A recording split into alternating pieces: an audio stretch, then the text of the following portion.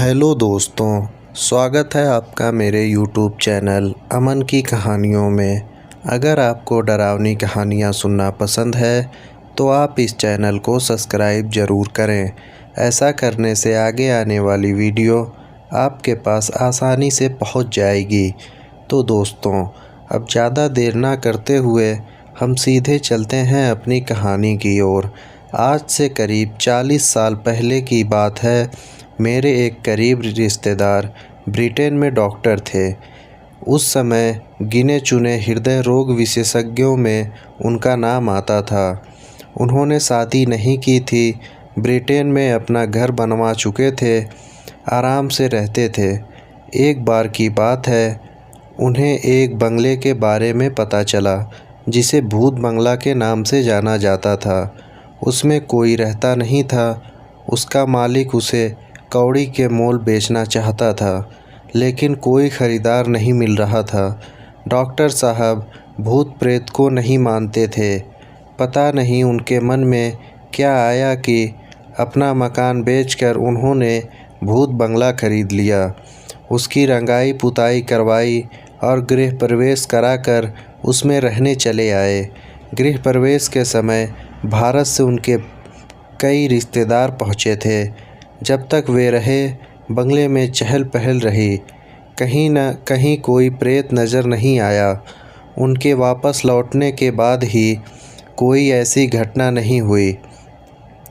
लेकिन एक रात जब डॉक्टर साहब ड्राइविंग रूम में बैठे सिगरेट फूंक रहे थे तो एक अंग्रेज़ महिला आई और सीने में दर्द की शिकायत करते हुए दवा मांगने लगी।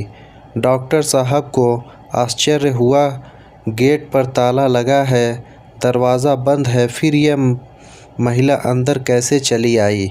वे कुछ समझने की कोशिश करते ही कि वह गायब हो गई। डॉक्टर साहब सोच में पड़ गए कि ज़्यादा ध्यान नहीं दिया।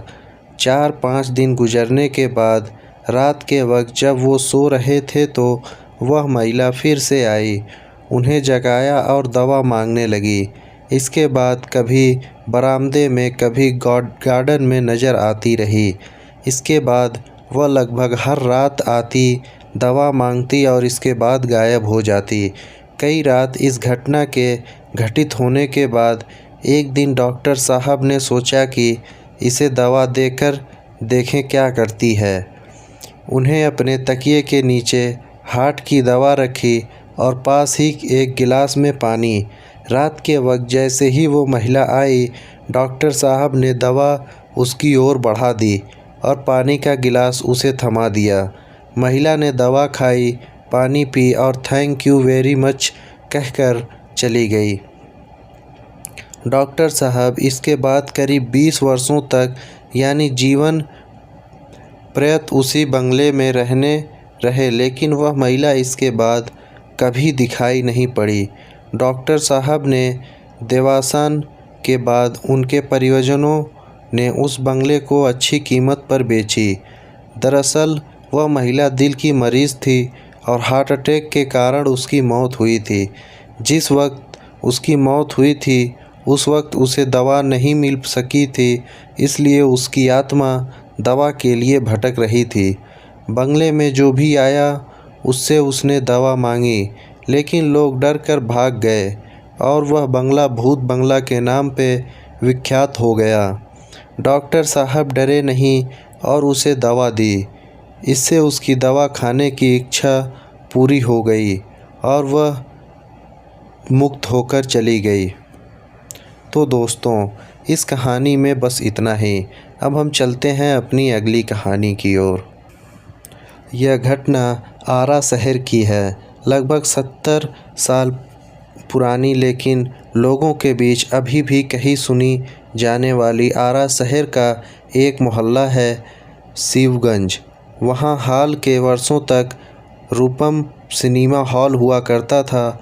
उसके बगल की गली में एक बड़े ही विद्वान पुरोहित रहा करते थे, जो अपनी ज्योतिषी विद्या की जानकारी के लिए दूर दूर तक जाने जाते थे। एक बार की बात है, रात के करीब 2 बजे वे दूसरे शहर के किसी जजमान के यहाँ से पूजा संपन्न कराकर लौट रहे थे। अपनी गली के मोड़ पर रिक्शा से उतरकर वे घर की ओर बढ़े ही थे कि अचानक एक गोरा चिट्टा लंबा चौड़ा आदमी उनके सामने आकर खड़ा हो गया। पंडित जी डर गए। उन्होंने पूछा, कौन हो भाई, क्या बात है? तब वो आदमी बोला, आप डरे नहीं, मैं एक जिन हूँ, आपसे बहुत ज़रूरी काम है। उसने जवाब दिया, अरे भाई, एक जिन्नात को मुझसे क्या काम? आपको एक सप्ताह बाद मेरी शादी करानी है। करमन टोला की एक युवती का देहांत उसी दिन होना है। उसी के साथ मेरी शादी आपको करनी है। मुँहमांगी दक्षिणा दूंगा। जिन्नात की शादी? मैंने ऐसी शादी कभी कराई नहीं, इसका विधान भी मुझे नहीं मालूम। तभी जिन्नात बोला, पंडित जी, शादी तो आप ही को करानी है। कैसे आप जाने? आज से ठीक 8वें दिन आप रात के 1 बजे अबर पुल पर अपना इंतज़ार करूँगा। आपको वहाँ समय पर पहुँच जाना होगा। यह बात किसी को बताना नहीं है। इतना कहकर जिन्नात गायब हो गया। पंडित जी घर पहुँचे, रात भर सो नहीं सके। दूसरे दिन तमाम शास्त्रों को पलट डाला, लेकिन जिन्नात की शादी की विधि नहीं मिली।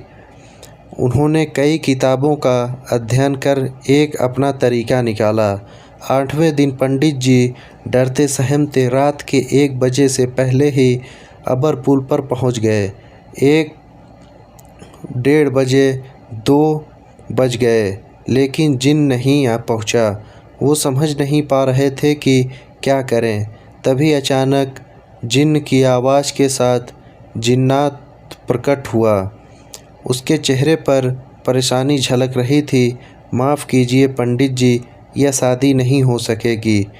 पंडित जी ने कहा, क्यों, क्या हो गया? तब जिन्नात बोला, वह लड़की मरी तो ज़रूर, लेकिन मरने के वक्त जब उसे ज़मीन में लिटाया गया तो रुद्राक्ष का एक दाना उसके शरीर को छू रहा था। इसके कारण मरने के बाद वह सीधे शिवलोक चली गई। अब वो वहाँ से वापस नहीं लौटेगी, इसलिए अब उसके साथ मेरी शादी नहीं हो पाएगी। उसने पंडित जी की ओर चांदी के सिक्के की एक थैली बढ़ाते हुए कहा, आप मेरे आग्रह पर यहाँ तक आए, इसे दक्षिणा समझकर रख लीजिए, आपकी बड़ी मेहरबानी होगी। तभी पंडित जी ने कहा कि जब शादी करवाई ही नहीं तो दक्षिणा कैसा? लेकिन जिन्नात उनके हाथ में थैली थमाकर गायब हो गया। पंडित जी घर वापस लौट आए। कई वर्षों तक उन्होंने इस घटना का किसी से जिक्र नहीं किया। बाद में अपने कुछ करीबी लोगों को यह घटना सुनाई। धीरे धीरे लोगों तक यह किस्सा पहुंचा। तब से यह किस्सा बहुत ही विख्यात रूप से जाना जाता है। तो दोस्तों, इस कहानी में बस इतना ही। अब हम चलते हैं अपनी अगली कहानी की ओर। दोस्तों, मैं यह कहानी आपको बनाकर नहीं सुना रहा हूँ। यह सचमुच की घटना है जो कि मैंने अपनी दादी से सुनी है और बहुत पुरानी है। कुछ लोगों का मानना है कि भूतों का कोई अस्तित्व नहीं होता। आप लोग जानते हैं भगवान का अस्तित्व होता है, तो भूत का क्यों नहीं? सभी ने रामायण और महाभारत जैसे ग्रंथ में पढ़ा या किसी ने से सुना होगा कि भगवान जब इस धरती पर थे तब भी भूत पिशाच हुआ करते थे। भगवान निराकार हैं। निराकार का अर्थ होता है कि जिसका कोई आकार नहीं होता। जो लोग जिस रूप में भगवान को पूजते हैं, भगवान उसी रूप में उसे दिखाई देते हैं। तो प्रेम से बोलिए, भक्त और भगवान की जय। और समय व्यर्थ ना करते हुए मैं आपको अपनी कहानी की ओर ले चलता हूँ। बहुत पुरानी बात है। तब पानी के ज़्यादा साधन नहीं हुआ करते थे। लोग कुएं या बावड़ी, तालाब आदि से पानी पिया करते थे। तो यह कहानी भी एक तालाब की है जो कि उस काली डायन के जादू से अमृत से जहर बन गया था। यह डायन कैसे बनी, कैसे इस तालाब का पानी विष बन गया, यह कहानी आपको बताता हूँ। एक गांव में एक औरत के का कोई बच्चा नहीं था। वह औरत गांव के मुखिया की पत्नी थी। उसके शादी को काफ़ी समय हो गया था। सब लोग उसे बाँझ कहा करते थे। सारे गांव वाले उसका मुंह भी नहीं देखना चाहते थे। कहते थे कि इसका मुंह देख लिया तो पूरा दिन बेकार चला जाएगा। पर मुखिया की पत्नी थी, इसलिए लोग थोड़ी बहुत बातचीत कर लिया करते थे। एक दिन गांव में एक फ़कीर बाबा भिक्षा मांगते हुए आ पहुँचे, तो वह बातों ही बातों में उसका हाथ देखने लग जाते हैं और कहते हैं कि आपके बच्चा नहीं है ना। वह बोली, आपको कैसे पता चला? वह बोला, हम हस्तरेखा में निपुण हैं और हाथ देखकर यह बता सकते हैं कि क्या होने वाला है, क्या होगा। वह बोली, अच्छा तो यह बताओ कि मेरा बच्चा कब होगा? तो उसने कहा, आपको भगवान ने बच्चा तो नहीं दिया, पर मैं एक रास्ता बताता हूँ, वह सुनो। अमावस्या की रात को किसी ऐसी लड़के की बलि पीपल के पेड़ के नीचे दो जो अपने माँ बाप का इकलौता पुत्र हो, और उसके खून से अपने बाल धोना। फिर कहना, ए प्यासी आत्माओं, यह बलि मेरी तरफ से स्वीकार करो और मुझे एक पुत्र दे दो। एक लोटे में उस कुएं का पानी भरकर उसमें उसके शरीर की 2 बूंद खून मिलाकर खुद पी लेना और उस लड़के के सिर के बाल अपनी साड़ी के में गांठ से बांध लेना, तो तुम्हें अवश्य एक पुत्र पैदा होगा। इतना कहकर वह वहाँ से भिक्षा लेकर चला गया। उस दिन के ठीक 3 दिन बाद अमावस्या थी। उस औरत ने वही किया जो उस बाबा ने बताया था। उसने अपने देवरानी के लड़के की बलि दे दी और खून की 2 बूंदें पानी में मिलाकर खुद पी लिया और उस सिर के कुछ बाल को काटकर अपनी गांठ में बांध लिया और बिना पीछे मुड़े अपने घर आ गई। सुबह गांव वालों को पता चला कि मुखिया के भाई के बेटे की किसी ने मार दिया और वहां फेंक रखा है। जब यह बात मुखिया और उसके भाई ने सुनी तो वह नंगे पैर दौड़े पड़े। धीरे धीरे सारा गांव इकट्ठा हो गया। उस लड़के की माँ का रो रो कर बुरा हाल हो गया था। तब किसी व्यक्ति ने हिम्मत जुटाकर उस सिर को धड़ से जोड़ा और उसे नदी में बहाने की सलाह दी। वैसे ही किया। लोगों ने उस लाश को पानी में बहा दिया। सब लोग यही कह रहे थे कि किसने किया है, यह सब कैसे हुआ। सब लोगों के लिए यह घटना चिंता का विषय बन गई थी। जब मुखिया घर पहुँचे तो क्या देखता है कि उसकी पत्नी तो पकवान बना रही थी। वह बड़ी खुश नज़र आ रही थी। मुखिया ने क्रोध में कहा, क्या तुम्हें इस बात का बिल्कुल दुख नहीं है कि हमारे भाई का बेटा मर गया है? वह पहले ऐसी नज़रों से देखी जैसे कि उसे मार ही डालेगी। फिर कहने लगी, लड़का उसका मरा है, मेरा नहीं, मैं क्यों शोक मनाऊं? और हंसने लगी और कहने लगी कि तुम पागल हो। तुम्हें तो खुश होना चाहिए कि अब तुम्हारी भी एक पुत्र आने वाला है, और यह जानकर और खुशी होगी कि वह इस जायदाद का अकेला वारिस होगा। फिर ऐसे हंसी यह देखकर मुखिया से रहा नहीं गया और उसे जान से मारने के लिए तलवार उठाने चला गया। वह अंदर तलवार ढूंढ रहा था पर तलवार नहीं मिली।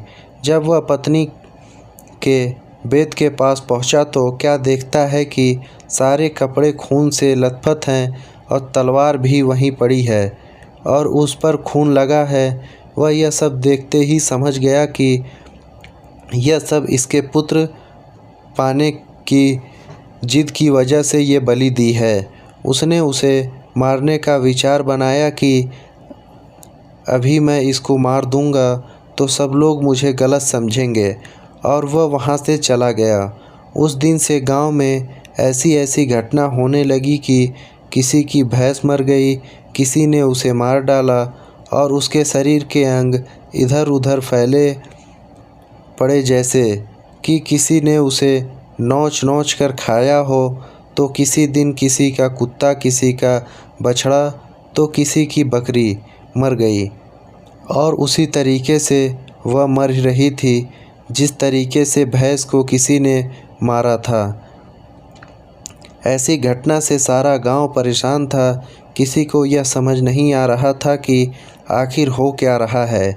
एक दिन की बात है, मुखिया रात को अपने गेट के पास सोया हुआ था। आधी रात के समय उसे गेट खुलने की आवाज़ आई। वह जाग गया। उसने देखा कि एक औरत बाल उसके बिखरे हुए आधी रात को बाहर जा रही है। देखने में तो ऐसा लग रहा था कि जैसी उसको कोई खींच कर ले जा रहा हो। भादों अगस्त की काली रात थी। चारों तरफ से आवाज़ें आ रही थी, कहीं सियार तो कहीं कुत्ते भौंके। ऐसा लग रहा था उसे कि जैसे वह रात जाने क्या क़यामत ढाएगी। अचानक उसे एक गाय के बछड़े के रभाने की आवाज़ आई। वह समझ गया, हो ना हो यही सारे गांव की बर्बादी का कारण है। मुखिया के दिमाग में एक आइडिया आया कि क्यों ना मैं चलकर देखूं कि क्या ये कहाँ जाती है। तो मुखिया उसके पीछे पीछे जाने लगा। कुछ देर जाने के बाद उसने देखा कि वो उसी पीपल के पेड़ के नीचे उस गाय के बछड़े की बलि दे रही है। इतना देखना था कि मुखिया ने अपने घर भागा और अपनी तलवार ले लिया और तलवार लेकर आके अपनी पत्नी का गला काट दिया। उसकी पत्नी की उसी समय मृत्यु हो गई और उसका खून उस तालाब में मिल गया। तब से उस तालाब का पानी विष हो गया। तो दोस्तों, इस कहानी में बस इतना ही। ये कहानी आपको कैसी लगी, अपनी राय कमेंट बॉक्स में ज़रूर दें। और अगर आपने ये चैनल अभी तक सब्सक्राइब नहीं किया है तो अभी कर लें। हम फिर मिलेंगे किसी नई कहानी के साथ। तब तक आप अपना और अपने परिवार वालों का ध्यान रखें। धन्यवाद।